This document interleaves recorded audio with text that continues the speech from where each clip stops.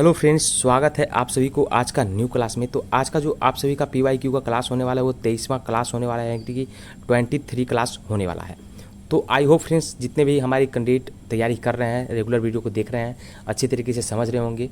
किसी प्रकार का डाउट है तो आप कमेंट बॉक्स में कमेंट करके पूछ सकते हैं। और आप लोग हर छोटी बड़ी अपडेट सबसे पहले पाना चाहते हैं बेल्टों से रिलेटेड, तो आप हमारे टेलीग्राम चैनल को भी ज्वाइन कर सकते हैं। वीडियो के डिस्क्रिप्शन में जो है टेलीग्राम चैनल का लिंक दिया गया है, आप जो वहाँ पे ज्वाइन जरूर कर लीजिएगा और इसका PDF भी आपको वहीं पे देखने को मिल जाएगा। तो आइए बिना देर की क्लास को स्टार्ट करते हैं। और आप सभी लोगों को जो है यहाँ पे 30 मल्टीपल चॉइस क्वेश्चंस आपको जो है हर एक क्लास में आप लोगों को कराया जाता है, पता ही होगा। तो 30 मल्टीपल क्वेश्चन जो है आप सभी लोगों का आज को एक क्लास में होने वाला है। तो आइए फर्स्ट नंबर क्वेश्चन पे आ जाते हैं, जो कि है फॉर्मूला काउंट नंबर्स का क्या कार्य है। तो फॉर्मूला काउंट्स नंबर का कार्य क्या है, तो यह चयनित सीमा के भीतर मौजूद संख्याओं की गिनती को दर्शाता है। तो फर्स्ट नंबर ऑप्शन आपको जो है सही आंसर हो जाएगा फॉर्मूला काउंट नंबर के लिए, ठीक है ना।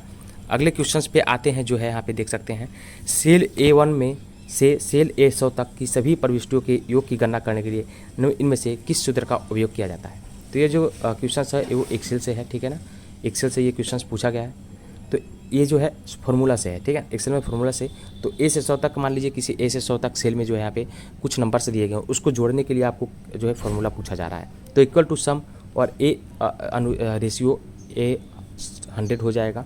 तो आप लोगों को इंटर करने के बाद आपको जो यहाँ पे टोटल 8 नंबर हो जाएंगे, ठीक है ना। अगला क्वेश्चन पे आते हैं, जो कि है किस का उपयोग जो है प्रेजेंटेशन को बड़ी स्क्रीन या प्रोजेक्ट पर दिखाने के लिए किया जाता है। स्लाइड शो का जो उपयोग किया जाता है प्रेजेंटेशन को बड़े पर्दे पर या फिर बड़े स्क्रीन पर दिखाने के लिए। सेकंड नंबर ऑप्शन आपको इसका सही हो जाएगा। लेजर प्रिंटर में का उपयोग किया जाता है, किस लिए किया जाता है, तो फोटोकॉपी तकनीक के लिए लेजर प्रिंटर का उपयोग किया जाता है। आप लोग को पता ही होगा प्रिंटर है, तभी आप लोग फोटोकॉपी ही इससे कर सकते हैं।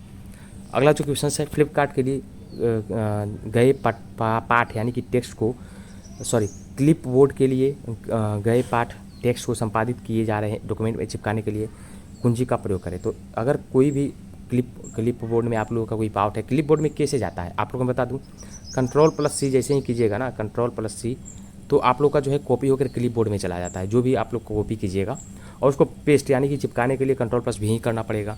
तो इसका जो Ctrl+V पेस्ट का जो है शॉर्टकट की है, इसका सही आंसर हो जाएंगे।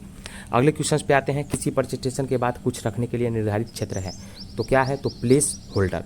प्लेस होल्डर जो है किसी प्रेजेंटेशन के बाद में कुछ रखने के लिए निर्धारित क्षेत्र होता है, जो कि 4 नंबर ऑप्शन आपको इसमें सही हो जाएंगे। इनमें से जो है भारत के लिए उपयुक्त संक्षिप्त नाम क्या है। भारत के लिए जो है प्रयुक्त संक्षिप्त नाम क्या है, तो in.in आपको पता होगा। जो भी वेबसाइट होते हैं उसके बाद में डॉट ही नहीं लगाता है। .fr, .au, .jp ये सब किसी भी वेबसाइट पे आपको देखने को नहीं मिलेगा इंडिया में खास करके, ठीक है ना। तो सही आंसर आपको सेकंड नंबर ऑप्शन हो जाएंगे।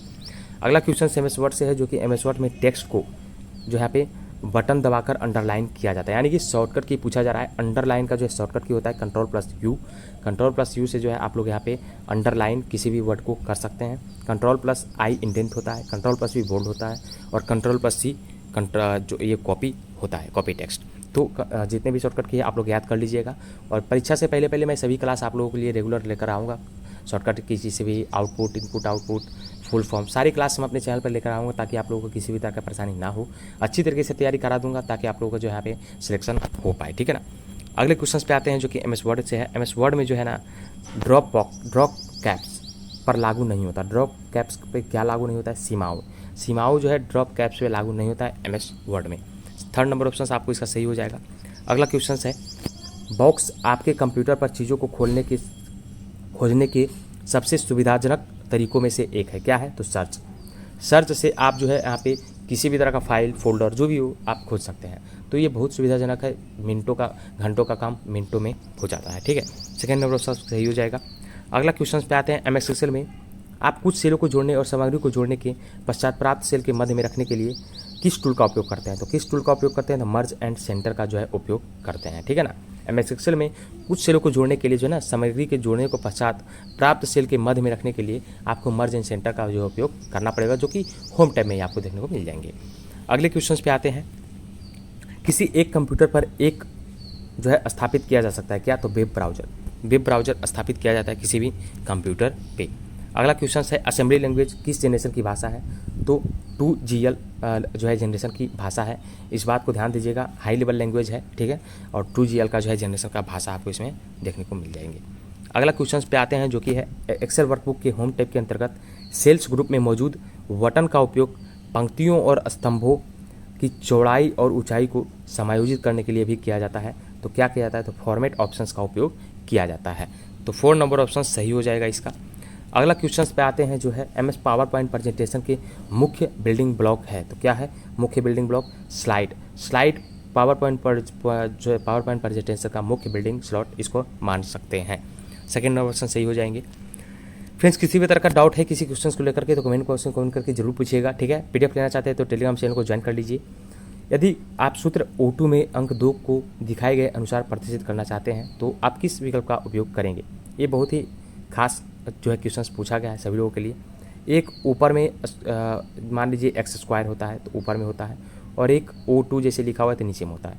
ये दोनों का उपयोग आप लोग किस तरीके से करते हैं, तो ये जो हो गया ना, ये है सब स्क्रिप्ट, ठीक है, और ये हो जाएगा सुपर स्क्रिप्ट, जो कि होम टैब में आपको देखने को मिल जाएंगे।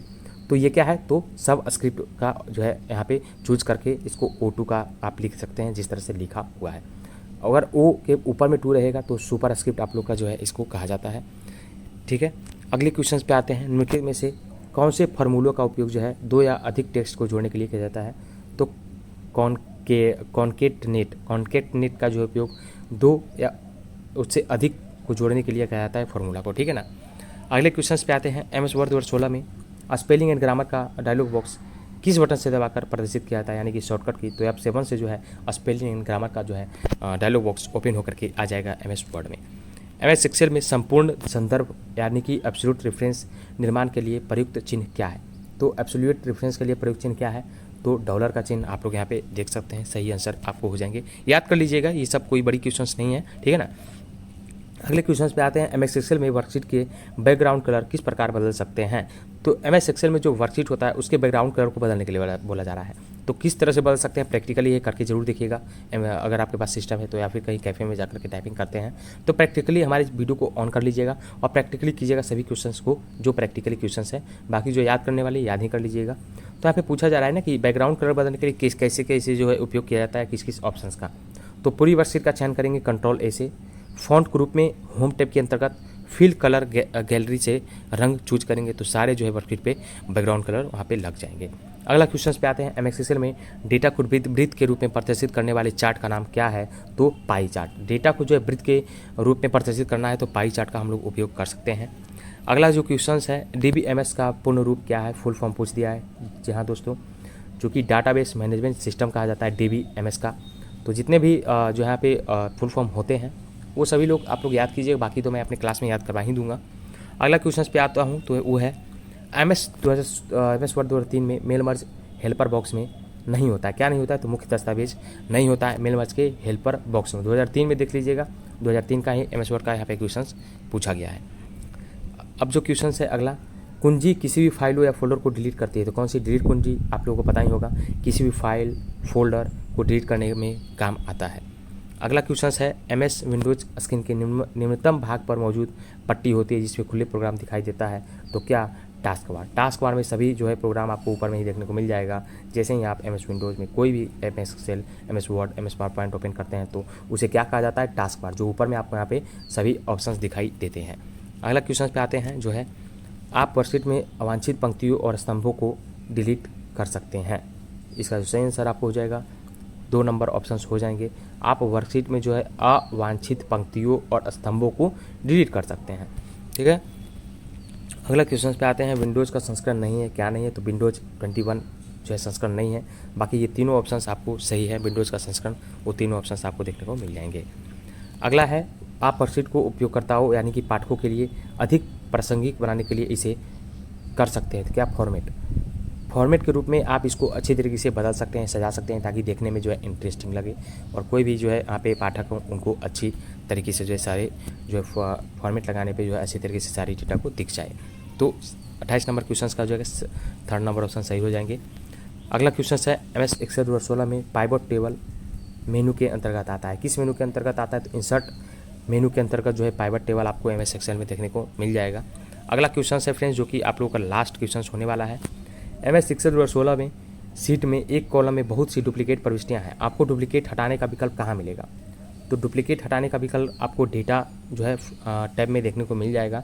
तो सही आंसर आपको इस वजह से हो जाएगा, सेकेंड नंबर ऑप्शन हो जाएंगे डेटा। ठीक है, तो फ्रेंड्स आई होप आप सभी लोगों को क्लास अच्छी लगी होगी। ऐसे ही रेगुलर क्लास पाना चाहते हैं तो हमारे चैनल को सब्सक्राइब जरूर कर लीजिएगा। वीडियो अच्छा लगे तो ज़्यादा से ज़्यादा लाइक एंड शेयर जरूर करें, ताकि जितने भी कैंडिडेट तैयारी करने वाले हैं सभी लोगों के पास ये जो है वीडियो पहुंच जाए और अच्छी तरीके से जो है उनको सभी प्रीवियस ईयर क्वेश्चंस को समझ सकें। तो मिलते हैं आप लोगों से एक और न्यू क्लास में, तब तक के लिए धन्यवाद। जय हिंद। तैयारी